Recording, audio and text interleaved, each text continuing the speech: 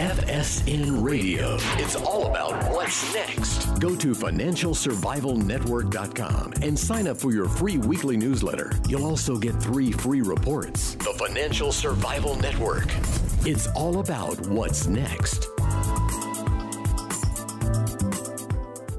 Welcome. You are listening to the Financial Survival Network. I'm Kerry Lutz. It's June 13th, 2017. Well, we're due for supposedly a Fed hike this week, later this week, 96% consensus, which is up about 3% since I last checked. Well, Bitcoin, what's it going to do to Bitcoin? That's the big question, right? Who cares about gold and silver? Well, Craig Hemke is with us now, aka Turd Ferguson, tfmetals.report.com. Go there, email us, KL@Kerry Lutz, if you got a question for Craig or myself. Craig, welcome back. Thank you, Kerry. It's always fun to visit with you. Yeah, there's a few of us left that still care about gold and silver, and I guess I'll put myself as one of them. You and me both, buddy. You and me both. But it's so messed up now. You know, so many weird things are happening all over the world, whether it's the Brexit election debacle, Trump, just nationalism, etc. It's kind of like there's a terminal disease. Everybody knows it's affecting you, and yet nobody can quite come up with a cure for it, you know? Right. And the stock market keeps going up too. Right. And it's a remarkable time to be alive to watch all of these things happening. And I think at the end of the day, Kerry, we've had so much free, cheap money with quantitative easing and zero interest rates for almost 10 years now, a full decade, that the central bankers of the world are trapped. We've got Mother trying to raise the short end of the curve. The only rate that the Fed can control is the overnight rate, the Fed funds rate. That's the only one they directly control. They can talk and jawbone trying to affect other rates, but the only rate they can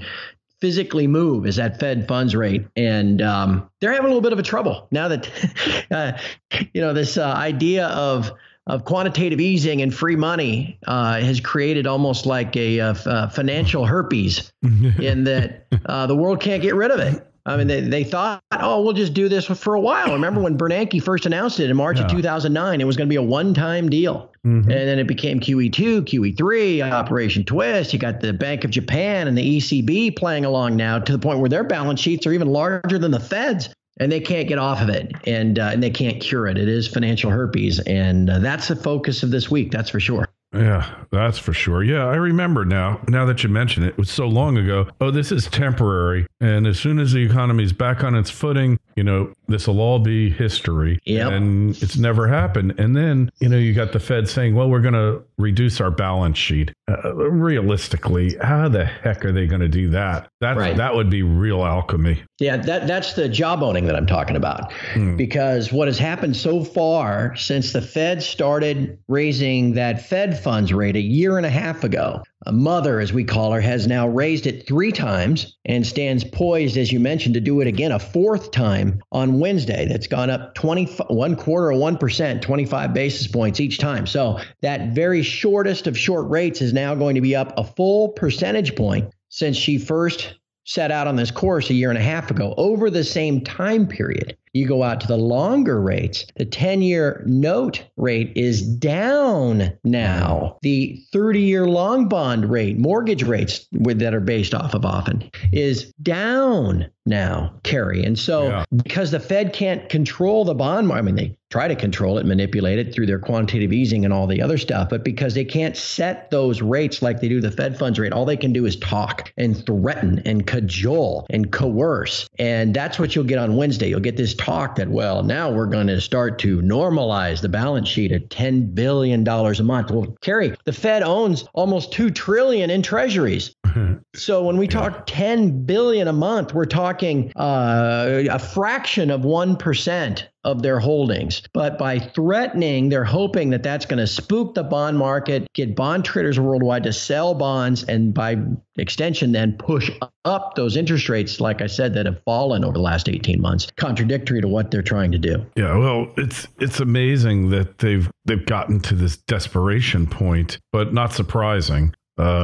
This was always kind of baked into it that once they went down the QE path and all the other manipulations, they were never going to be able to stop. Yeah. And that's what we see. Kerry, think about this. As we speak, it's Monday afternoon. I read this morning that because the ECB has created so many euro now, trying to pump up the European banks, which are a shambles. We just had a big Spanish bank go under last week. The ECB is still printing euro. Well, check out the fallacy of this. The U.S. 10-year note, right? So you're going to loan money to the U.S. government for 10 years. You're going to earn about 2.2% on that, okay? Which is a joke anyway, right? You're going to get, you loan them $10,000, you're going to get $220 a year in interest, and then hopefully get your $10,000 back, right? The Italian 10-year note is yielding less than that. As of today, it was less than 2%. What fool would be loaning the government? Does Italy even have a functioning government at this point? They didn't a couple of months ago. But yet, because there's been so many euros created, it doesn't have anywhere else to go. And so this money is flowing into Italian 10-year bonds, 10-year notes, and the yield is less than 2%. It's incredible. The law of unintended consequences. I guess it's safer than a lot of companies' stock. Yeah, the bank in Spain, Popular, basically, well, it wasn't. They keep saying it was a bail-in. Really, it was just you wipe out the creditors and the shareholders and pay off the depositors, which is the way it should work. That it hasn't worked that way in the past has really been a travesty. They weren't going to risk screwing over the depositors this time. Too big a bank, too much risk. But it's just endemic, and it shows the real value of these banks is pretty darn near zero. Right. And it's a lot like that Banco Popular was a lot like, say, Bear Stearns. When Bear Stearns was the first to go back in March 2008, well, okay, that wasn't really a bail-in either. And it was rigged to get them absorbed and all that stuff. But remember, by the time we got to the fall, too many were happening at once. And, the market couldn't absorb them, and buy up their whatever remaining equity or buy up all of their debt. I don't know if that's the direction the European banking system is going or not. And maybe this is just a one-off. But you're right, that they were able to absorb this one. And again, this is not, the biggest bank of Spain. It's one of them. Sixth largest. Sixth largest. Well, if all of a sudden the biggest, the third largest in Spain and the largest in Portugal and the second largest in Italy all start to tremble at the same time, well, that's a whole other story. Mm-hmm.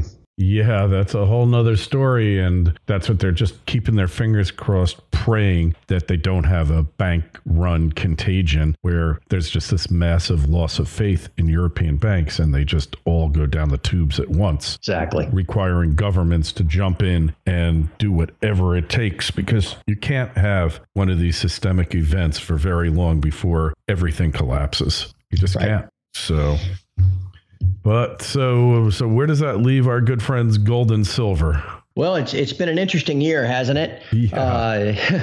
I think the last time you and I spoke, we probably covered some of the same territory. I've been ever since election night, Kerry, really, if you remember election night, although lead up to election, it was Trump is going to be terrible. Oh, my gosh, it's going to be the worst thing ever if Trump gets elected. And election night, as it becomes clear that Trump's going to win, the S&P futures are limit down. The Dow Jones is 600 points down or whatever it is. I mean, it was all happening. And then magically, between about midnight and the stock market opened the next day, the theme got pushed out there that, you know what, we were all wrong. Trump winning is going to be great.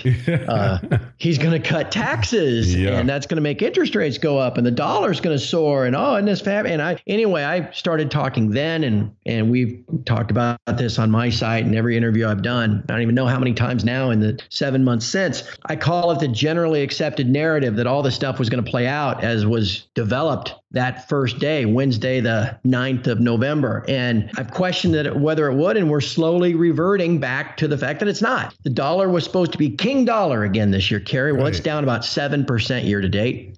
Interest rates outside of the Fed funds rate were supposed to be spiking. It was going to be the final bursting of the bond bubble. Remember reading about that in January? Yeah. Well, that obviously hasn't happened either. And everybody was talking about all these guys out there talking about gold going into the triple digits. And that isn't happening either. And so we watch this continue to play out. It's going to be particularly interesting this week to see how the markets respond to this rate hike on Wednesday. And now specifically to gold and silver, anybody that's been watching gold and silver prices for the last year and a half, they know that prices came down sharply before that very first rate hike in December of 15. They bottomed the next day and then went on a tear for about 30% over the next 6 months. They came down again last year ahead of the second rate hike. They bottomed the next day and had a big rally early this year. They came down again in early March before the third rate hike. They bottomed actually the day before the rate hike. And now here we are coming down again, almost inexplicably. Gold's down $30 over the last couple of days. Silver's down 5% in 3 days. Imagine that, huh? Imagine that. And now we got this rate hike pending. It'd be very fun to see what happens, how the bond market reacts, how the Forex markets react, and gold and silver too, once we get to 2 o'clock on Wednesday.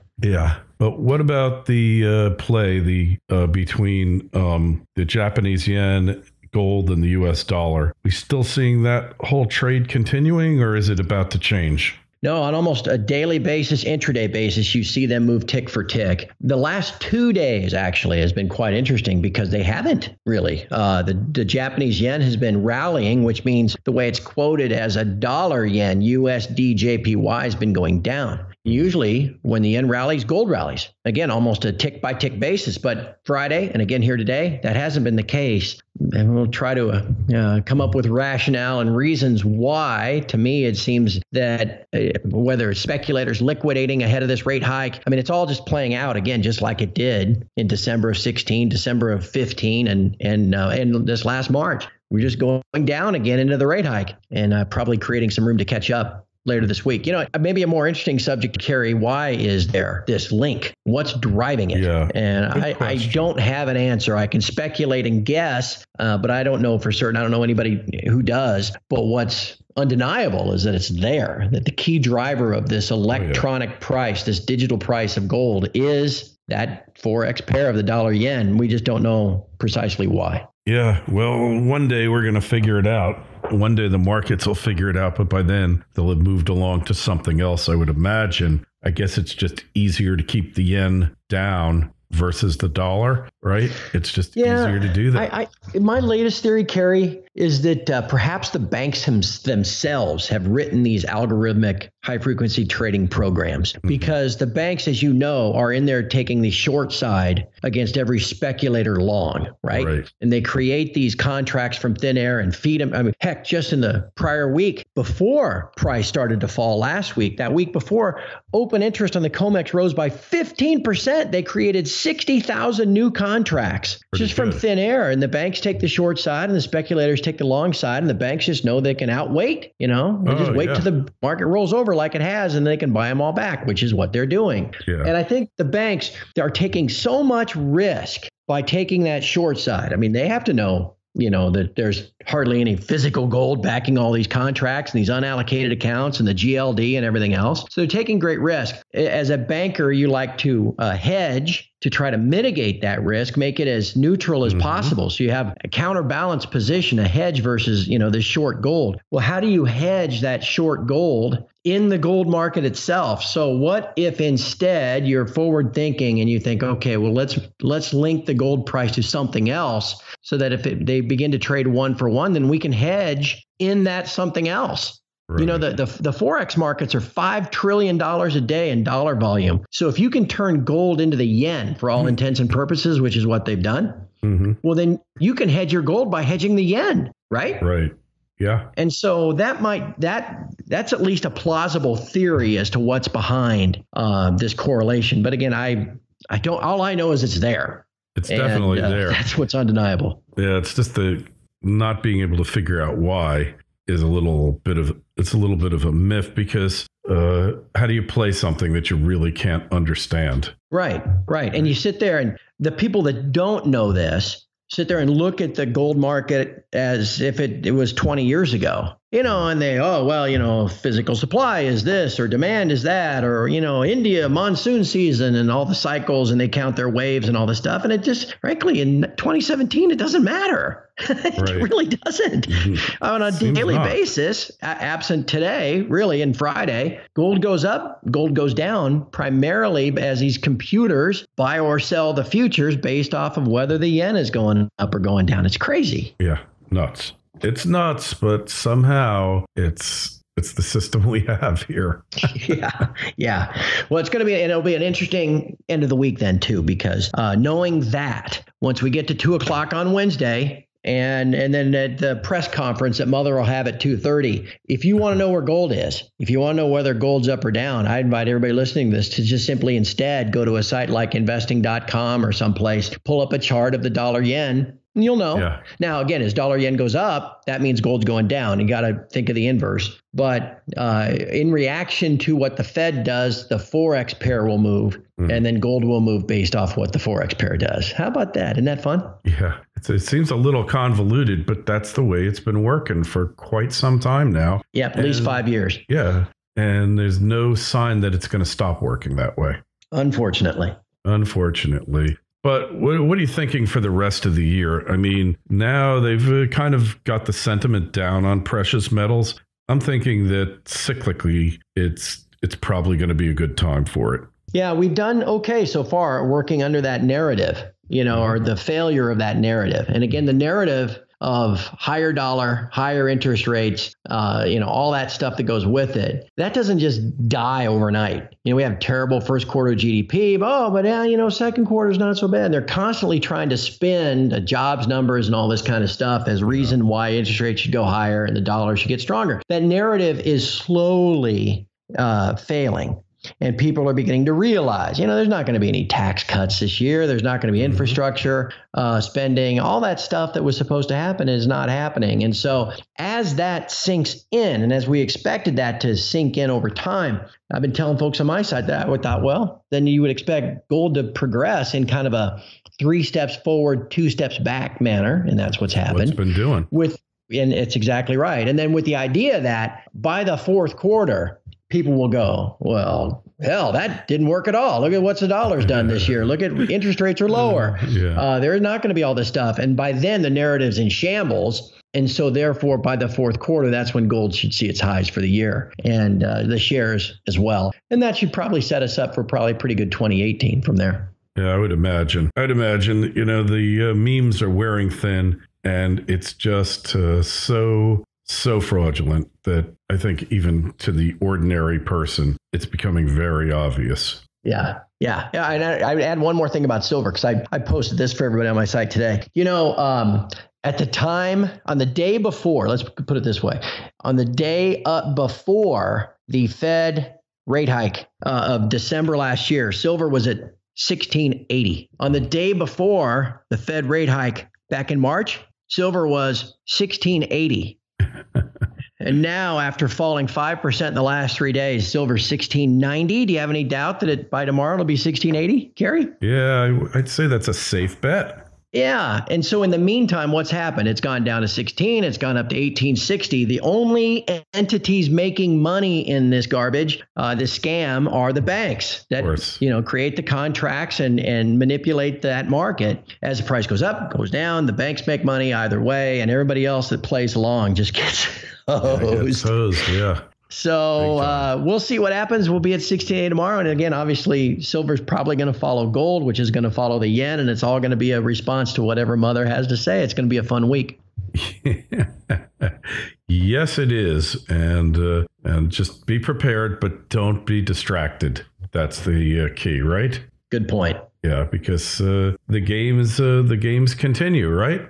They will continue until there becomes a point where enough people demand physical metal that the banks can't flow physical metal at the large size, the wholesale size, into that price that's created through the futures trading. For now, they're able to do it and continue to manage it. But once that confidence scheme fails, when people say, well, I've got gold, I've got a gold contract and all that kind of stuff. Once that fails, when enough people actually demand delivery, and that could be the next financial crisis, that could come, whenever, then the game will finally end. But for now, the banks remain firmly in charge, and anybody attempting to trade gold and silver had better understand that, or they're going to get their butt kicked. Yeah, that's what's happening. It's not changing anytime soon, but at some point it will change, and just be ready for when it does. But their whole game is to keep you off your game. So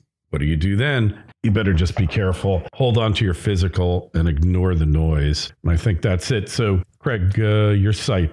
How do we join it? What's the deal with it these days? It is, it's at the end of the day, it's not about me. It's about everybody else that's on there. If it was about me, we wouldn't have comments. We wouldn't have forums, all that kind of stuff. But it's a vibrant community of people that, we all pretty much see what's happening, and we're all there to support each other and keep each other prepared. So tfmetalsreport.com is the site. I do analysis every day and podcasts every day. And for that, there are people out there that are willing to pay me $12 a month. Wow. So it's not... Imagine that. God, that's a fortune. I'm really, trying to bleed people dry with this deal, but it does allow me to keep the lights on and pay my health insurance costs, which have quadrupled in the last 8 years. But anyway, tfmetalsreport.com is a site, and I encourage anybody listening to check it out. All right. So much for Obamacare. Again, questions for Craig, myself, kl@kerrylutz.com. Twitter feeds @KerryLutz. I'm trying to tweet more. I'll be a good tweeter, I promise. And the Facebook page, Financial Survival Network. And Craig, it's always great talking to you. We will talk to you again real soon. Be well, my friend.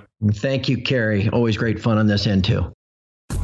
FSN Radio. It's all about what's next. Go to financialsurvivalnetwork.com and sign up for your free weekly newsletter. You'll also get 3 free reports. The Financial Survival Network. It's all about what's next.